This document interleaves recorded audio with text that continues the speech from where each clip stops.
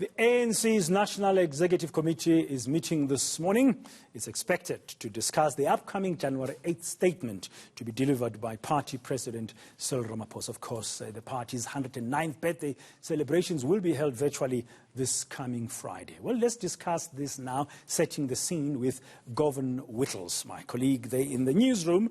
Govan, good morning. What is likely to be discussed? I mean, we know that the January 8th statement is the one that sets the tone, the way ahead for the coming year for the governing party.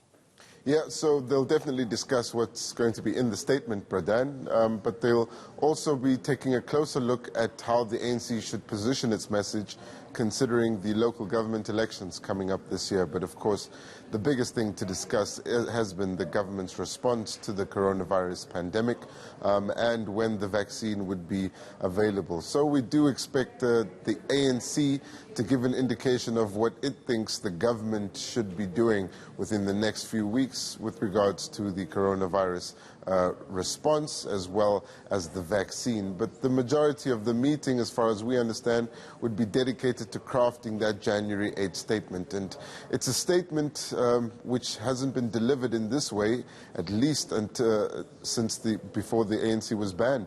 And remember that when the ANC was banned, they used to broadcast its birthday message through Radio Freedom. So it's not the first time that there won't be mass gathering of people celebrating the birthday and the party giving its direction. But it is the first time that they'll just have the statement and without the accompanying events which usually go with it, which include meetings of business forums as well as other structures of the ANC on the sidelines, and usually entails the takeover of one part of the country.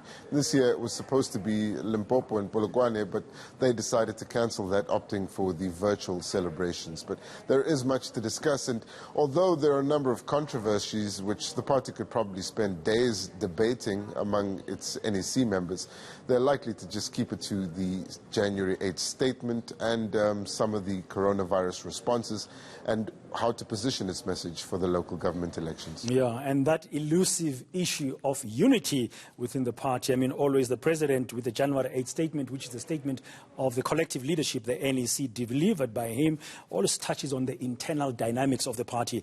I wonder, what do you think they should actually be discussing, Govan? Well, there are a number of issues which have been put onto the front of the agenda for the ANC by not only its alliance partners but also certain sections of society it continuously engages with.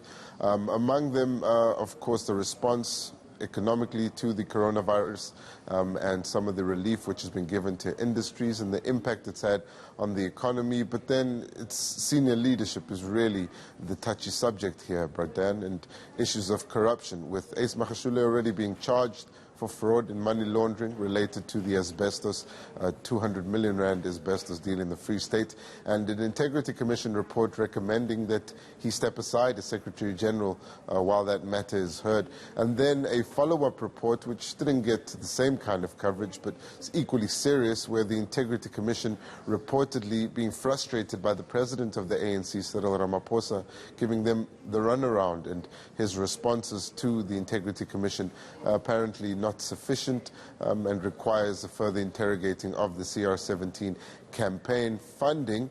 That is really a hot topic. Remember that a former Secretary General of the party, Kgalema Motlanthe, had alleged that rules about how the ANC should institute disciplinary charges against people found to have raised money externally for internal party contests was removed from the Constitution, according to the former Secretary General, Kgalema Motlanthe. That has never been addressed by the party, and it's opened up an avenue for further divisions in the party. So even though we expect the President to speak about ANC unity, it's difficult to see how that would translate into actual unity, given the state of the organization and what appears to be camps retreating into more polarized views in the run-up to the National General Council.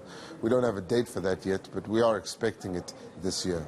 Thank you very much, Govan Whittles. They're setting the scene for us ahead of that ANC's briefing that's happening, because there's going to be having an NEC meeting preparing for the January 8th statement this coming Friday, which is the governing party's anniversary.